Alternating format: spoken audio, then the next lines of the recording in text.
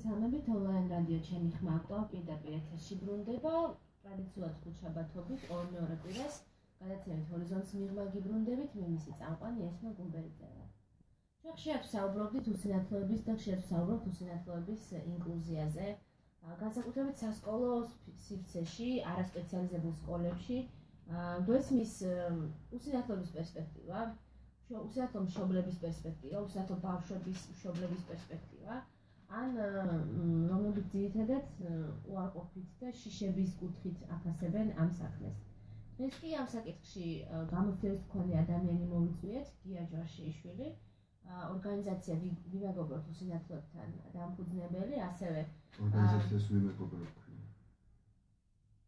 ბატონო, ასევე მოძრაობა, ინკლუზიური მოძრაობა საქართველოს ერთ-ერთი სულის ჩამდგმელი. გია, მოგესალმებით, მადლობა კიდევ ერთხელ ჩვენს გადაცემაში მონაწილეობისთვის.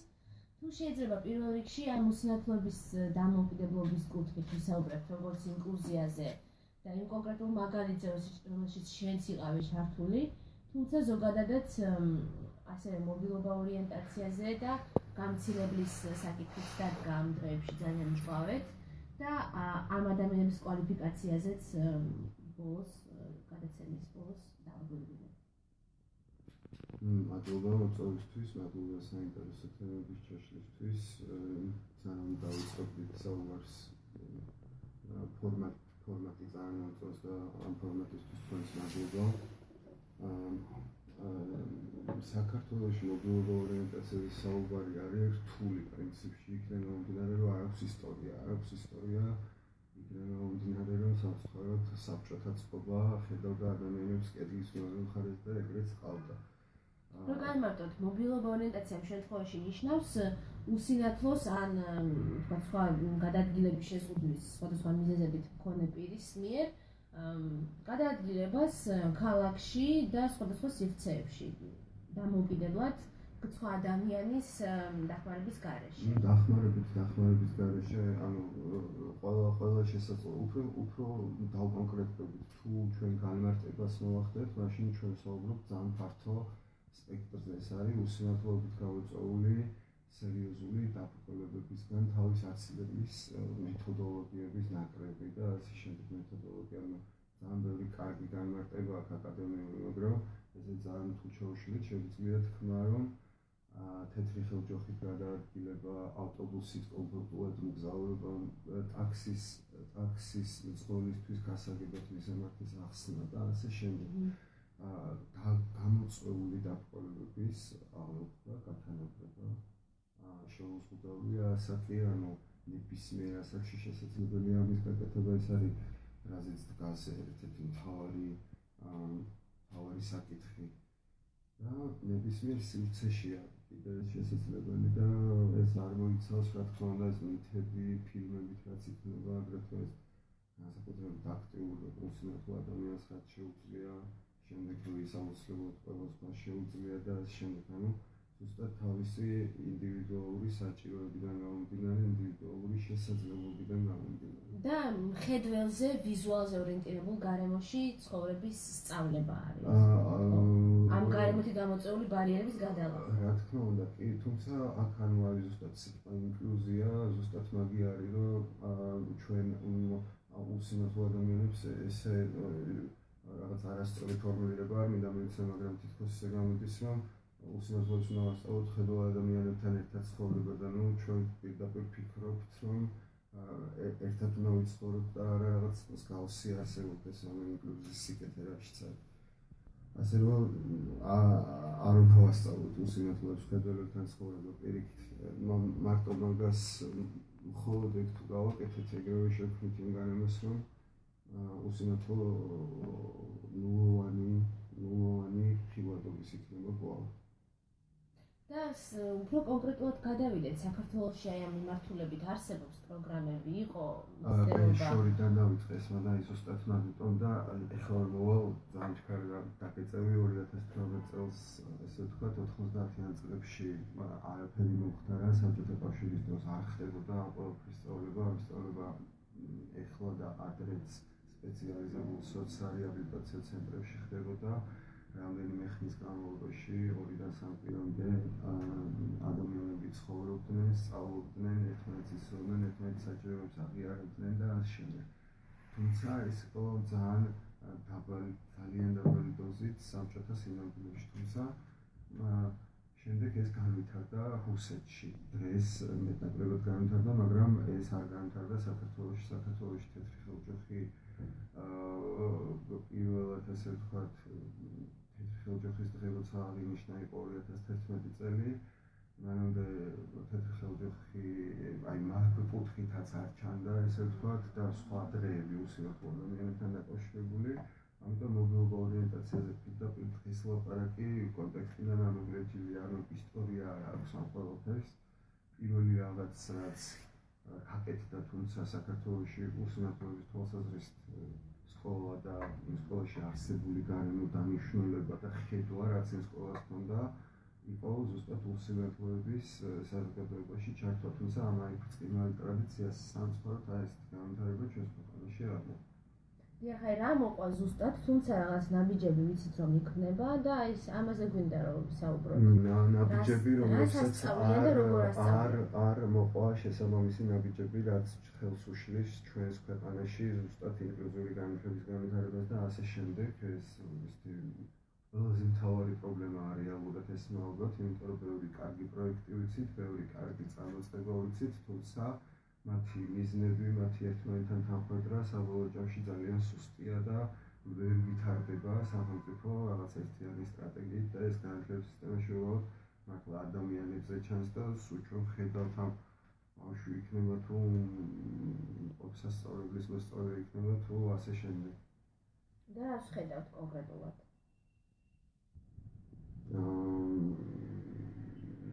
როგორ გითხრა, მე მივიჩნევ რომ ინკლუზიური განათლება სკოლებში ეს არის ტყუილი საქართველოში. მე არ მიმაჩნია რომ ინკლუზიური განათლება არის როგორც ესეთი და გადავიდეთ აი ერთ კონკრეტულ მაგალითზე რომელიც ცნობილი არის. თქვენ უშუალოდ იყავით ჩართული ერთ-ერთ რეგიონში უსინათლო გოგონას ინკლუზირების პროცესში სკოლაში. აი თუ შეიძლება რომ ამ პროცესზე გითხრათ რა იქნა უზრუნველყოფილი ადგილზე, ასწავლის თუ არა მას მაგათი ბრაილი შრიფტი, ან როგორ ასწავლიდნენ თქო მათემატიკას და სხვა. როგორ განუვითარეს სხვადასხვა უნარები, ამაზეც როგორ. ანუ ეს არის ეს ყო ალბათ ის ერთ-ერთი წარმატებული და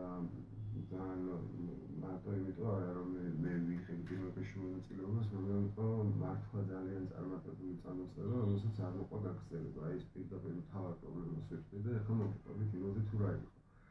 ეს იყო უსინათლო ადამიანების დანახვის მცდელობა განათლების სისტემის მხრიდან, ანუ მაგალითად ერთ-ერთ რეგიონში, ერთ-ერთ სკოლაში ჩვენ წესრიგით საუბრობდით სამწუხაროდ არ დავასახელებთ სახელს გვარს და ასე შემდეგ. კონფიდენციალობიდან გამომდინარე. და ერთ-ერთ რეგიონში უსინათლო გოგონა თვითონ ინკლუზიის პროცესზე გეტყვით რა ხდება თვითონ სკოლაში ადამიანები რომლებიც არიან ძალიან კარგი ადამიანები, მაგრამ ძალიან კარგი ადამიანობა და ძალიან კარგი თავის საქმის ცოდნა, ანუ დარგის სპეციალისტობა, ან კონკრეტულ შემთხვევაში მასწავლებლობა უქმნის ბარიერს ხელს, რადგან არ იცის როგორც უსინათლოს, როგორ ურთიერთოს ამ შემთხვევაში მასწავლეს. გათვისების სპეციფიკა ნამდვილად განსხვავებულია. ზუსტად აი ეს ქონდა, ეს იყო ჩვენი მთავარი მიზანი, რომ მასწავლებლებს ეს ცოდნოდათ, ეს მასწავლებლები საბოლოო ჯამში განემზადნენ როგორც ადგილზე, როგორც ბავშვთან ერთად, ასევე თბილისში, უსინათლოთა სკოლაში, მათ ადგილზე ქონდათ საშუალება მიიღოთ გამოცდილება იგივე აი კონკრეტული მათემატიკა ახსენე, მათემატიკის მასწავლებლისგან და ასე შემდეგ. თუმცა ჩავაგრძელებ ბრაილის სწავლა ახსენე, ჩვენ ან კომპიუტერის. ხო, რა თქმა უნდა, ანუ იქ ეგეთი ამოცანა არ გქონია, რომ მაგალითად კონკრეტულად კომპიუტერული რომელიმე პროგრამის შესწავლა დაგვქონოდა მიზნად. ასაკიდან გამომდინარე, თუმცა ის წერა-კითხვის უნარ, ან წერა-კითხვის შესაძლისი უნარ-ჩვევებიდან გამომდინარე. ზუსტად ბრაილის შესწავლის ტექნოლოგია და გაიარეს თან ტრენინგები უკვე კონკრეტულად ბრაილის შრიფტის შესწავლასთან დაკავშირებით. ეს იყო აბსოლუტურად სწორი ხედვა, რომელსაც ესმა კიდევ თხოვობ, ეს ძალიან საინტერესო პროექტია და ვინც დარგში ჩახედულები ხართ, სნენელებს მიმართვა, ესე ვთქვათ, ძალიან კარგი იქნება თუ დაინტერესდებით. ამ გოგონას კლასში რამდენი მოსწავლეა? ჩვეულებრივი, ერთი ჩვეულებრივი საჯარო სკოლის, ერთი ჩვეულებრივი კლასი. მაგრამ მაინც დაახლოებით რომ წარმოდგენა გქონდეს, სიტუაციებს საჭიროა რეკომენდაცია, რომ ნაკლები უნდა იყოს, იმიტომ რომ თუ მასწავლებელი მუშაობს მარტო და სპეცმასწავლებელი არ ახლავს მუდმივად, როდესაც ადამიანს აქვს ათვისების სხვა ტექნიკები, პირობა იქ დაცული არ იყო ეს, პირდაპირ შემიძლია კითხვა, იქ ძალიან ბევრი პირობა არ არის დაცული და ზუსტად ტრენინგის მიზანი და ინკლუზიის პროცესის ამაღლება და შექმნა საერთოდ იყო ჯგუფის მიზანი, რომელშიც იყვნენ ჩართული უსინათლო ექსპერტები, რაც იყო ამ პროექტის წარმატების ერთ-ერთი მთავარი წინაპირობა, რა თქმა უნდა, იქ სხვა ბევრი ადამიანის ჩართული და მართლა ეს უწევთელი მადლობა ახალს, იმიტომ რომ მათ გაიგეს ის რომ სიცხვილი კი არ არის, რომ რაღაცნაირად ვერ ასწავლი ბავშვს, ან ბავშვის ბრალი კი არ არის, რომ ვერ სწავლობს ქართულს ან მათემატიკას ან ნებისმიერ სხვა საგანს, არამედ ზუსტად ეს ბარიერია არ ცოდნა კონკრეტული ურთიერთობის, კონკრეტული მეთოდოლოგიის და ასე შემდეგ. ეს იყო არ ვიცი, მართლა კიდევ ერთხელ დიდი მადლობა იმ ადამიანებს, იმიტომ რომ სხვა ასაკის ადამიანებს ვცხოვრობთ თან და როგორც ირებენ, როგორც ერთვებიან, როგორც ხედავენ ამ ყველაფერს, ეს არის ძალიან მნიშვნელოვანი. ძალიან ხშირად არის ესმა რატო უღრმავდები ამ ჩემს მადლობას, ესე ვთქვათ, ძალიან ხშირად არის რომ მასწავლებლებისკენ ძალიან იშვერენ ხელს როგორც მტრებისკენ და მე მაგალითად იქ ეგეთი რაღაც პროცენტულად ვერც კი დავუშვებ რაიმეს გავს. და საინტერესო არის, აი ნებისმიერ რიგითი ჩვეულებრივი ყოველდღიური მეცადინეობის დროს.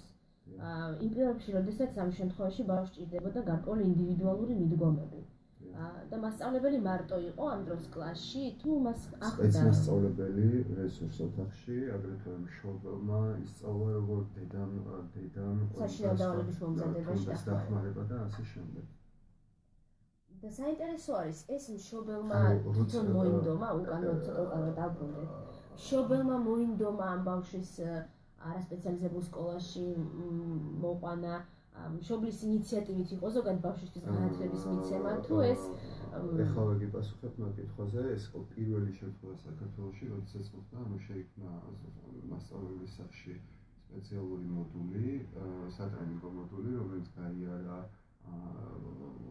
სამსაფეხურიანი პროექტი იყო, ესე ვთქვათ, პირველი საფეხური იყო კონკრეტული უსინათლოს კონსულტირება, მოგლობა, ორიენტაცია და ასე შემდეგ. მეორე საფეხური იყო ადამიანების ანუ გადაადგილებასაც ასწავლით გოგონას სკოლის რა თქმა უნდა, ესმა რა თქმა უნდა, თუმცა კიდევ ერთხელ ხაზგასმით აქვე ვიტყვი, რომ ადაპტაცია, რომელიც იყო ჩვენს რეკომენდაციაში და აგრეთვე სხვა ბევრი რეკომენდაცია არ შესრულების გამო ვაფასებთ სწორედ მაგალითად რა რეკომენდაციები იყო? ნაბიჯს არასაკმარისად ეს არის ძალიან გრძელი სია ესმა რეალურად, რომელიც არის დაფუძნებული არა იმის კეთილნებაზე ან ასე შემდეგ. აი მაგალითისთვის რომ აი მაყურებლისთვის რომ გასაგები იყოს, რა პირობები ჭირდება უსინათლოს იმისთვის, რომ თავისუფლად და კომფორტულად გადაადგილდეს მაგალითად სკოლის შენობაში? ანუ კარგი კითხვა ეს და კარგი კითხვა ალბათ გასაგებათაც, იმიტომ რომ ჩვენ 1890 წელს აშენებული შენობა უსინათლოთა სკოლა, რომელიც ჰქონდა, იყო მომრგვალებული კედლებით. ანუ სწორი ფორმა გამოფენილ შემთხვევაში.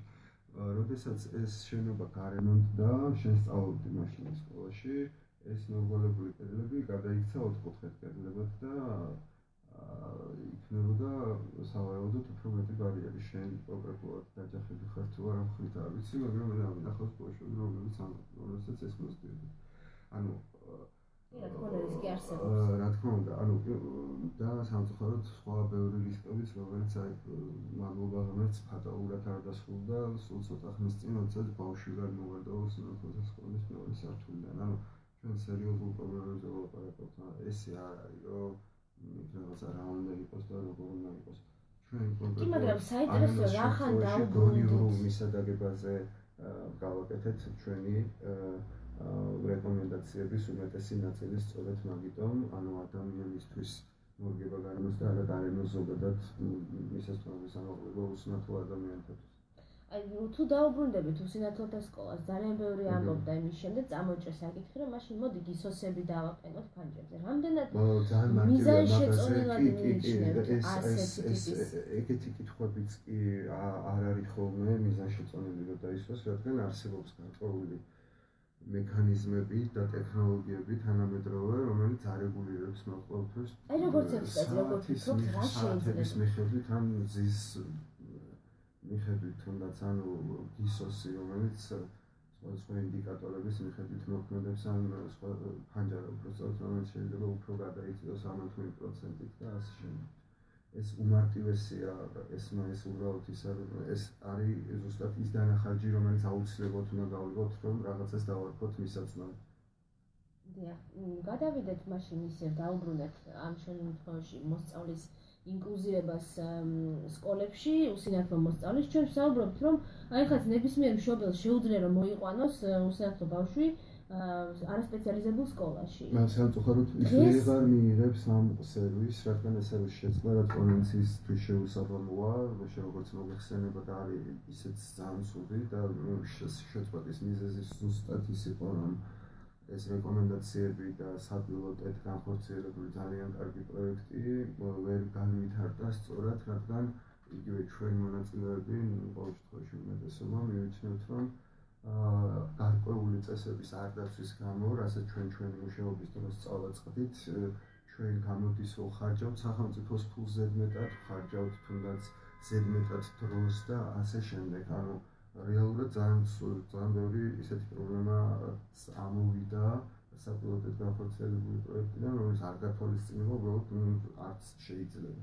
სწორედ თუ გავიგე დღეს თუ მომდომებს უსინათლო ბავშვი არასპეციალიზებულ სკოლაში სწავლას, მას ფიზიკურად არავინ არ გააგდებს, თუმცა არც პირობებს არ შეუქმნის. ვერ შეუქმნის რეალურად, რადგან მულტიდისციპლინური გუნდის შეფასებას უნდა მოყვეს შესაბამისი ნაბიჯები. შესაბამისი ნაბიჯების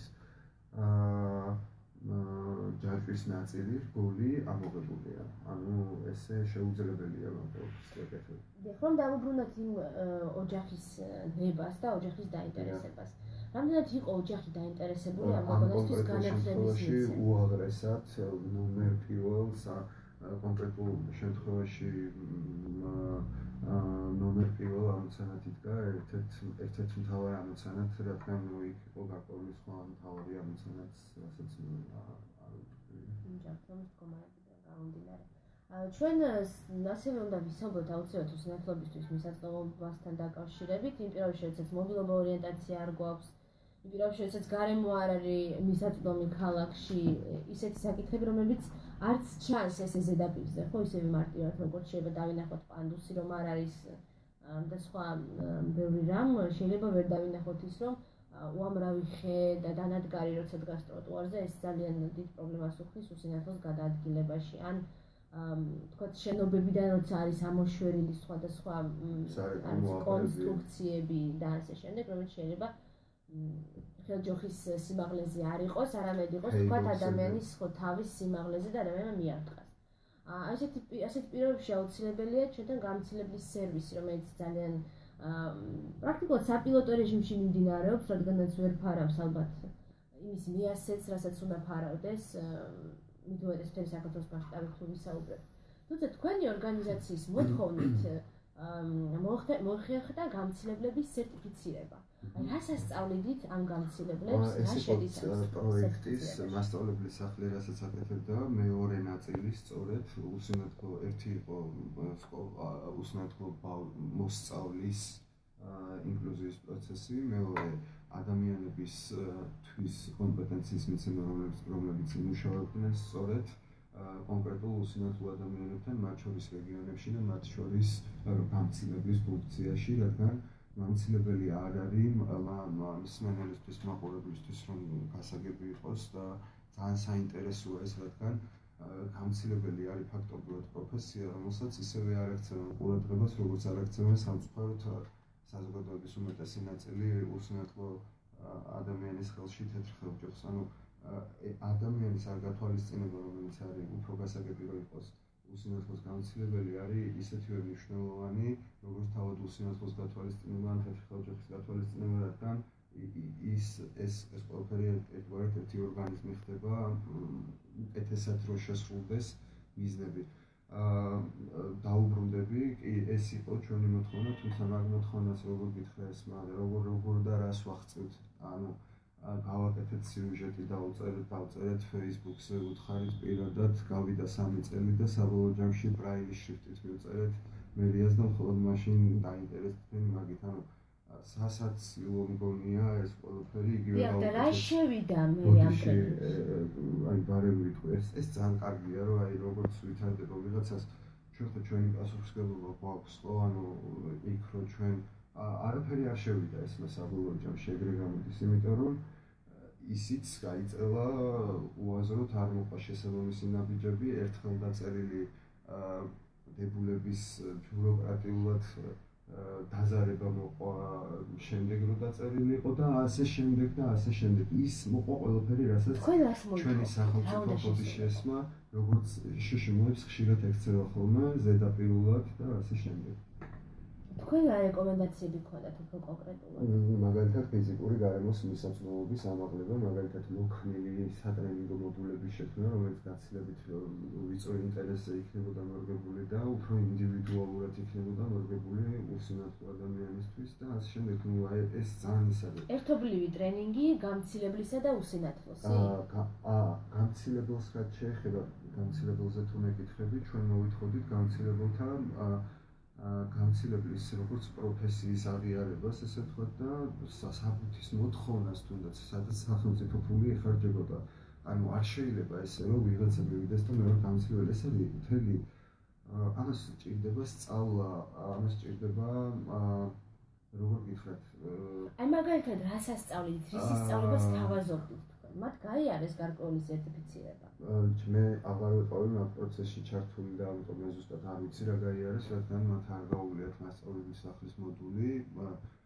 იდეალურ შემთხვევაში ზუსტად მსგავსი ადამიანების ერთ სერვისში დატრენინგების მცდელობა იყო ეს სახელმწიფოს მხრიდან გამოვიდოდა, სადაც ერთი უწყება მოკლედ აი ფინანსურადაც იყო ძალიან მომგებიანი ამ სისტემის შენარჩუნება და ეს სამწუხაროდ არ მოხდა. ეს ისწავლება ესმა როგორც ვიწრო კარში გატარების ტექნიკა, როგორც ჟესტური ენით ინფორმაციის მიწოდება უსინათლოსთვის, რომ საუბრით არ დაიხარჯოს, ანუ ხრის მაღლა აწევა კიბეზე წასვლის წინ ან იდაყვით სხეულზე მჭიდროთ 4 თითი მკლავის შიგნით, 1 თითი მკლავის გარეთ იდაკვის მაღლა და მჭიდროთ მიბჯენა სხეულზე და ასე შემდეგ. ეს არის ძალიან მნიშვნელოვანი წესები, რაც ორ ადამიანს უადვილებს ურთიერთობას და არის უსინათლოზე ორიენტირებული, რადგან იმ ადამიანებმა იციან თუნდაც როგორ უნდა აუხსნან გარემო, რომ არ შეარჩევენ თავიანთი ყურადღება ისეთ დეტალებზე, რაც მისთვის მაგალითად იმ კონკრეტულ შემთხვევაში საინტერესო შეიძლება არ იყოს. ეს ალბათ უკვე ინდივიდუალური გამოცდილებითაც მოდის, ახლა ვიღაცას აინტერესებს ჩიტი გადაფრინდა ერთი ხიდან მეორეზე, ვიღაცას არა.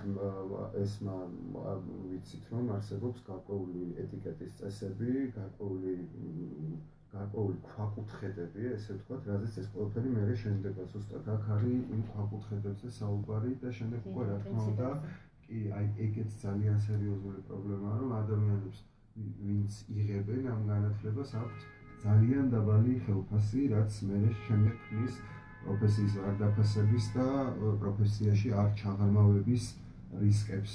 ან რატომ უნდა მიიღო პროფესია, რატომ დამხარჯავ დროს, ხო? 200 ლარი ან მექნება ხელფასი, ან არ მექნება, იმიტომ რომ სულ 3 არის, თქვათ, ქალაქში და ასე შემდეგ. ესეთი მსგავსი საკითხებიც მნიშვნელოვანია ჟესტური ენასთან დაკავშირებითაც იგივეა, ხო, რატომ უნდა ვისწავლო კიდევ ერთი ენა, თუ არ ვიცი მომავალში რამდენად დავსაქმდები თუ არა ამ პროფესიით და რატომ უნდა მიუძღვნა ამას წლები, რაღაც ინტენსიური პერიოდი. ჩვენ დღეს საუბრობდით ძალიან მნიშვნელოვან 3 საკითხზე, ეს არის უსინათლოების ინკლუზია სასკოლო განათლებაში, არასპეციალიზებულ სკოლებში, მობილობა და ორიენტაცია, ასევე გამცდილების სერვისი, რაც არის რეალობა. რაცა და ეს ყველაფერი არის, ანუ მთავარი კითხვას აი ესე ალბათ არ მithქოს ესეთი პასუხი და IES-მა ინკლუზია შესაძლებელია საქართველოს ნებისმიერ სკოლაში გარემოს შექმნა უსინათლო მოსწავლისთვის, თუმცა ამას ჭირდება მუშაობა, ამას ჭირდება არა როგორ გითხრა ის რაც დღეს და ის როგორც დღეს ხედავს სახელმწიფო უსინათლო ბავშვს სკოლაში, ეგ არ ყოფნის და არც ეყოფა, ამას ჭირდება უფრო გრძელვადიანი და გააზრებული დანახვა თუ როგორ უნდა მოვიქცეთ კონკრეტულ შემთხვევებში. და არა ის რომ მოდი დავხუროთ უსინათლოთა სკოლა, გავუშვათ ყველანი არასპეციალიზებულ სკოლებში და ყველაფერი იქნება კარგად და მარტივად. რაც გვაქვს ეს რაღაცნაირად ინკლუზიის ხელის შემშლელად რომ მიაჩნიათ სკოლის არსებობა, ეგ აი როგორ გითხრა რაღაც რთულია. ერთი ვიცი რომ ის სკოლა არის ალბათ თითოეული, ვისაც კი აინტერესებს საქართველოში უსინათლო ან ცირემხედველი ადამიანებისთვის დეკლარირებულ დონეზე თუნდაც რაიმე ეს სკოლა დღეს მისახედი 1890 წელს ეს სკოლა აშენდა ქველმოქმედი ქართველების დახმარებით და შემწეობით და ძალიან პროგრესული იყო მაშინ ამის გაკეთება საზოგადოების მხრიდან. დღეს ეს სკოლა, რასაც ახალ დამცველის ანგარიში ამბობს კიდეც, ანუ ესე ჰაერზე არ ვლაპარაკობთ, სამწუხაროდ ესე დონეზეც ვიწევს ხოლმე ხანდახან კონკრეტულ ჩინოვნიკებთან ურთიერთობა. დღეს ეს სკოლა საჭიროებს ხელახლა იმ მოძრაობას ალბათ ესმოდა და ალბათ დამეთანხმები შენს, რაც საუკუნის წინ, საუკუნეზე მეტი დროის წინ მოხდა, რადგან ფიზიკურად შენობის მდგრადობის პრობლემაც კი არის, არათუ იქ მისაწვდომ ფიზიკურ გარემოზე ან თანამედროვე სასწავლო მასალებზე ან თანამედროვე კომპეტენციებზე, იქ არის ძალიან ბევრი პრობლემა, რომელიც ფიზიკურად არ შეიძლება გადაიჭრას ხვალ აი ეს დღესვე გასაკეთებელი საკითხია და რაღაცნაირად ამ ყველაფრის ფონზე კიდევ ერთი კითხვა, რაც ყოველთვის მე მინდა რომ დავსვა და ადრე არ დამისვამს. რაც ყოველთვის წამოტივტივდება ხოლმე და ეს უსინათლო ბავშვთა მშობლები საკმაოდ ხშირად ამბობენ, თქვათ, არასპეციალიზებულ სკოლებში რამდენად ხშირია და რამდენად დგას მაგალითად ბულინგის საფრთხე. სხვა მოსწავლეების ან სხვა მოსწავლეთა მშობლების მხრიდან, იმიტომ რომ ვიცით სამწუხაროდ ასეთი პრაქტიკაც რომ უფროსების მხრიდან ხდება ბავშვის გარიყვა. თქვენ იმ კონკრეტულ შემთხვევაში თუ იყო ასეთი შემთხვევა? არ ყოფილა, საერთოდ საოცარ ადამიანებთან მოგვიხდა ურთიერთობა და ანუ რაღაც მე ძალიან მიხარია რომ ეგ ადამიანები გავიცანი, ძალიან მნიშვნელოვანი იყო ჩემთვის. ესე თქვა ცხოვრებაში მართლა ნახე რომ ეს ყველაფერი შესაძლებელი იყო და იგივე კოლეგების შემთხვევაში რომ ნახეთ რომ ეს აი აქ და დღეს იყო შესაძლებელი. თუმცა ეს რა თქმა უნდა ეგრე არ არის ეხლა რომ ყველა სხვა სკოლაში იქნება. თუმცა სუსტად ტრენინგიდან გამომდინარე ტრენინგ მოდულში ქონდა საზოგადოებასთან ან სასკოლო სივრცესთან მუშაობისთვის დათმობილი საათები, როგორც ზოგადად საჯარო ლექციის კუთხით, აგრეთვე კონკრეტულად მშობლებთან მოსწავლეების მშობლებთან. ადამიანებს უჭირთ ხოლმე ზოგადად სიახლის მიღება. თქვენ იქ რა სიზნელეს გადააწყდით ამ მიმართულებით სასკოლო საზოგადოების მხრიდან? იცი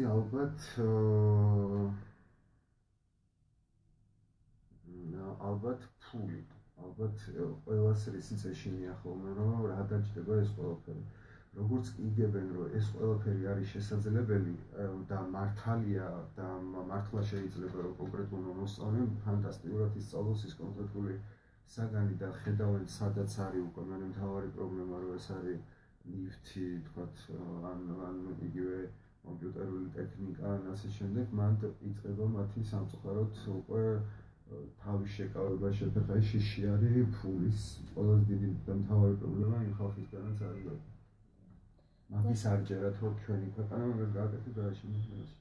დიახ, ყველაზე ერთ-ერთი დიდი პრობლემაც სწორედ ეს არის, რომ ადამიანებს არ ჯერათ ძალიან ხშირად საზოგადოებასაც და სახელმწიფოსაც, რომ შიშიმა პირთა უფლებების დაცვა სრულფასოვნად არის შესაძლებელი. თუ კი არ არის შესაძლებელი და გასაკეთებელი მაინც უამრავია და შავი ხვრელია, მაშინ ჯობია ნურაფერს ნუ გავაკეთებ ძალიან ხშირად ესეთი დამოკიდებულება არის სამწუხაროდ და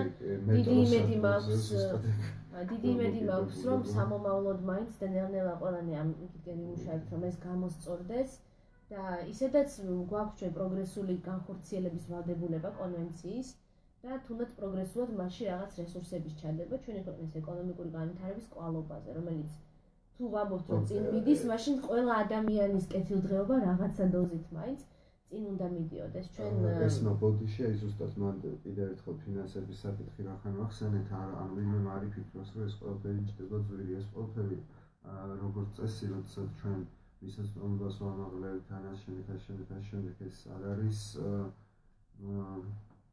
ეს ძვირი არ არის, ეს არის განახარჯების გარკვეული პროცენტი. ეს როგორც ითვლიან ხოლმე, სულ 1%-ზე არის მთელი ღირებულებიდან საუბარი, ასე რომ ჩვენ აქ რაღაც არ ვსაუბრობთ რაღაც ისეთ თანხაზე, რაც არ იხარჯება. ეს თანხები ისედაც იხარჯება, არ ხდება გარკვეული რაღაცების გათვალისწინება უბრალოდ და